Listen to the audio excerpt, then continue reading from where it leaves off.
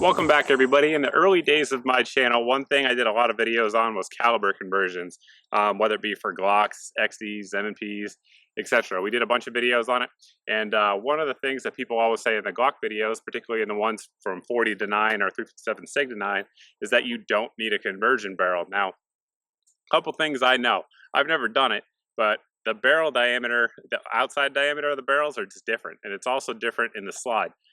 So whether or not it's going to work, I don't know. We're going to do it here today and see ourselves if it works. And if it works, then what it does in terms of point of impact and point of aim, because I think that'd be a little different as well.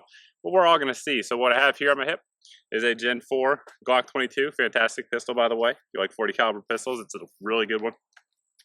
And what I'm going to do is just show you that it's a perfectly functioning pistol. So put a few rounds on target. So there you go. Functions as it should. Glock 22. And here we have a Gen 4 Glock 17.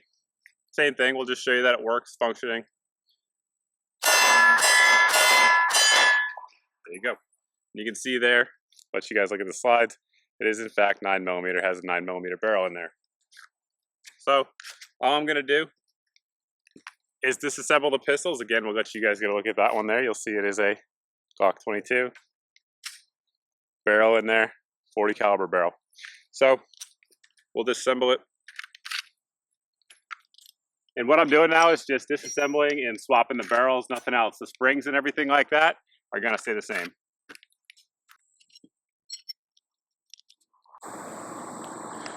Well, like I suspected, the outside diameter is different.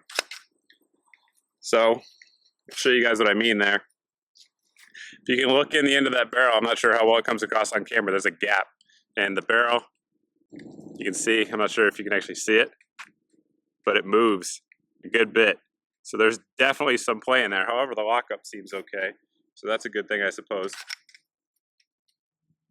So what we're gonna do here is take a magazine. This is a Glock 17 mag. You can see there, 9mm. Load it up with some Minuteman munitions. Put it in there. See if it shoots.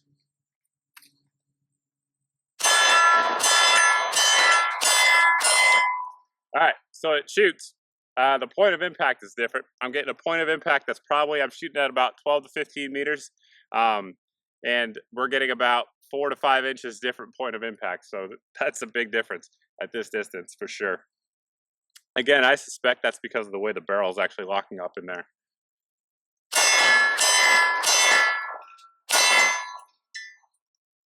Seems to be working just fine. Try to speed it up a little bit. Seems to work, locked back, as you guys just saw. Now, one thing I want to point out is I've read on the internet, and honestly, it makes a lot of sense that this would be true.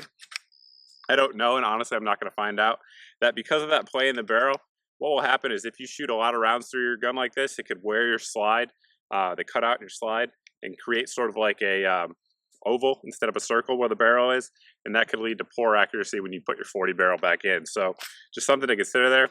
I haven't tested that, but again, it makes logical sense that that would happen. But there you go. What did we find? We found out that even with all the same springs, extractors, everything like that, at least for a few rounds, it'll function. And there's definitely an outside diameter difference that you can absolutely move the barrel around in there. So it's not a good lockup. And I'd imagine if we did more accuracy testing, you'd actually see some degradation in that beyond just the point of impact shift. But we'll put a few more rounds through it, but hopefully that answered the question where you guys can actually see it. We'll show you here up close again. That is a Glock 22. And hopefully you guys can see that the camera focuses. That is a 9mm barrel.